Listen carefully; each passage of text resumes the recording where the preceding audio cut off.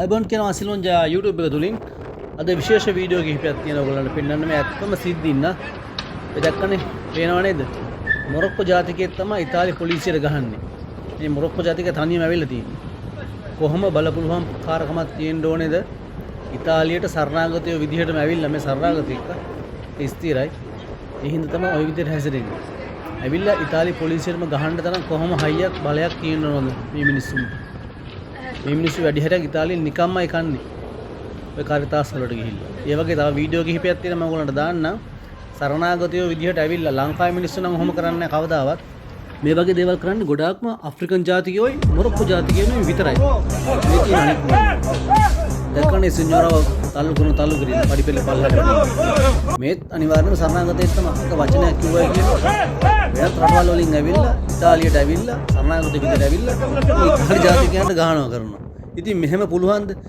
මේ වගේ මිනිස්සු හින්දා තමයි මේ ඉතාලියේ සරණාගත නීතිය තද කරේ. මුන් මේ වගේ අපරාධ කරලා හැංගෙනවා. හොයාගන්න බෑ. මුන්ගේ ලියකියවිලි ඩොකියුමන්ට්ස් මුකුත් රජයේ සතුව නැහැනේ. ඉතින් මුන් කොහෙද ඉන්නේ මොනවද කරන්නේ හොයාගන්න බෑ.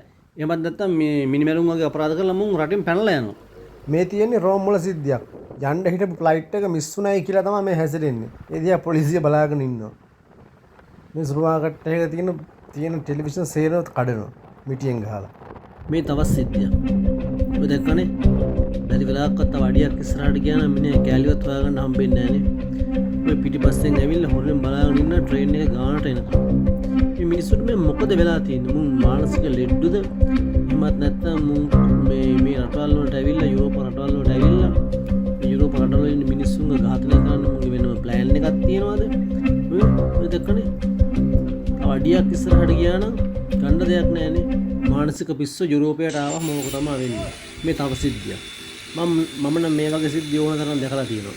මොකද ඔයාලට කතා කරන්න යන්න ඒවට මුකුත් කියන්න යන්න බෑ. උංගා මොනවා වගේ ආවිල් තියෙනවද දන්නේ නැහැ. අනික ඇත්තම කියනවා අපිට අදාළ දෙයක් නෙමෙයි. ඉතාලියේදී මගේ සයිකල් දෙකක් නැති වුණා. ඔය විදිහට අරන් ගියාද කොහොම අරන් ගියාද කියලා දන්නේ නැහැ. මොරොක්කෝ තමයි අරන් හිටියේ. මොකද අපි ඉන්න පැත්තේ මොරොක්කෝ වැඩි. මේ වගේ මිනිස්සු වැඩට යනවා වගේ බෑග් එකක් අරන් එනවා. බෑග් එක ඇතුලේ තමයි මේ මැෂින් එක තියෙන්නේ.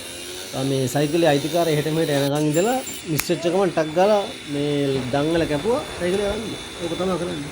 මේ හොරුන් අල්ලන්නෙත් නෑ ලෙසින් මුන් අහුවෙන්නෙත් නෑ. සයිකලයක් නේ ඉතාලියෙන් හොයන්නෙත් නැතුව ඒක තමයි.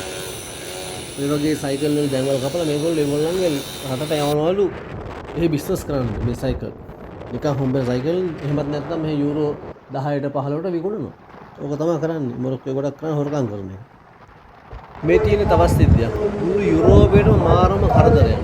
මේගොල්ලන්ගේ ආගම සිහි කරන වෙලාවට මේගොල්ලෝ පාර යන ගමන් ආගම සිහි කරන ටයිම් එක ආපුවම වාහන නවත්තන පාර මැදම මේ වගේ රිදි කෑලි එලා ගන්නවා. ඉතින් එකම දිගට යාඥා කරන අනිත් ජාතිකයෝ සේරම වාහන තියාගෙන පැත්තට වෙලා ඉන්න ඕන. වාහන යන්න බෑනේ යන්න කිව්වොත් මු යට වෙලා මැරෙනවා. ඕක තමයි අද යුරෝපෙට වෙලා තියෙන්නේ. මේ දෙවියෝ ඇදහිීමද ආගම ප්‍රචාරය කිරීමද යාඥා කිරීමද අනේ මන්ද මට නම් මේක තේරෙන්නේ මේක පිස්සුවක් මේ යන තැන එකපාර වාහන නවත්තලා වෙනම අනුන්ගේ රටකට ගිහිල්ලා ඒ රටේ මිනිස්සු ඉන්න ඕනේ වෙනත් රටකින් ආපු සංක්‍රමණයකින්ට ඕන විදිහට. එහෙම නැත්නම් සරණාගත විදිහට ඒ රටට ආපු ඒ මිනිස්සුන්ට ඕන විදිහට තමයි සුදේශිකයෝ ඉන්නේ. Okay.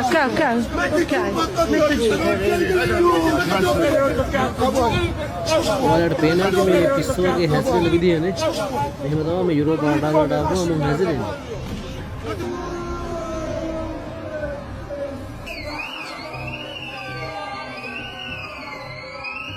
පොලිසියලක්වත් මම කීකරුනේ මේ වගේ උන්ට මොකද කරන්න ඕනේ? එතකොට ඉතාලි රජයෙන් සහ යුරෝපයෙන් මේ වගේ උන්ට එරෙහිව තමයි අලුතින්ම නීති සම්මත කරගත්තේ.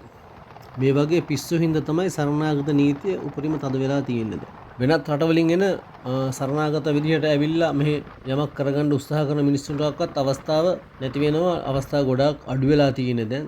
මේ මොරොක්කෝ ජාතිකයෝ සහ අප්‍රිකන් ජාතිකයෝ, රුමේනියන් ජාතිකයෝ, ඇල්බනීසි ජාතිකයෝ ඒ වගේ මිනිස්සු හින්දා තමයි දැන් මේ යුරෝපා සංගම තද නීති ගෙනත් තියෙන්නේ. ඉතින් මේ නීති නිසා මුළු ලෝකෙම ඉන්න මිනිස්සුන්ට පහර වදිනවා. ඉතින් කරන්න දෙයක් නැහැ. තමන්ගේ රටවල ආරක්ෂා කරගන්න ඕන හින්දා යුරෝපා සංගම මගින් මේ වගේ තීරණ අරගෙන තියෙනවා. ඉතින් මේ තියෙන්නේ ඒ වගේ තවත් සිද්ධියක්. මේ අප්‍රිකන් ජාතිකයෙක් තමයි. ඒගොල්ලෝ ඇවිල්ලා ඒගොල්ලෝ ආගම ප්‍රචාරය කරන විදිය. මෙහෙම ආගම කිය පාර දිගේ කෑව ගහ යනවා. ඉතින් මේ වගේ දේවල් තමයි ඒගොල්ලෝ බලාපොරොත්තු වෙන්නේ මේ යුරෝපයට ඇවිල්ලා. උපරිම නිදහසක් තියෙන යුරෝපයේ සැපට ඉන්න පුළුවන් යුරෝපය. හොඳ රස්සාවක් කළා ජීවිතේ සාර්ථකව ගෙවන්න පුළුවන් යුරෝපය කාලා දාලා විනාශ කරලම දානවා මේ සරණාගතයෝ සහ අන්තවාදීන් විසින්.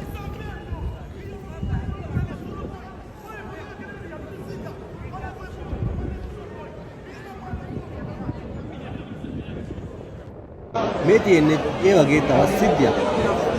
පොලිසිය උස්සගෙන යන්නේ පේනවනේ. මොනවා හරි ඩ්‍රග්ස් අරගෙන පාරේ වැටලා ඉඳලා ඔය උස්සන් යන්නේ. ඉතින් විදේශිකයන් කරන මේ වගේ විවිධ වැරදි හින්දා තමයි මේ යුරෝපයේම දරුණු තීරණ අරගෙන තියෙන්නේ. තවත් ඉදිරියට ඒගොල්ලෝ නීති තද කරන්න බලාපොරොත්තු වෙන සිටිනවා. ඉතින් මගේ ශ්‍රී ලාංකිකයන්ට කියන්න තියෙන්නේ මේ වගේ වැරදි කරන්න එපා. මේ වගේ වැරදි කරොත් හැමෝටම නීතිය එකයි. ඒ හින්දා පරිස්සම් වෙන්න මේ යුරෝපය තුල ජීවත් වෙද්දී මගේ ශ්‍රී ලාංකිකයන්ට තමයි මම මේ විශේෂයෙන්ම කියන්නේ. එහෙනම් අපි යලිත් හම්බෙමු සිලෝන් ජය YouTube එක තුලින්. එතෙක් අපට ජයෙන් ජයම වේවා. ජය වේවා. චචාව්.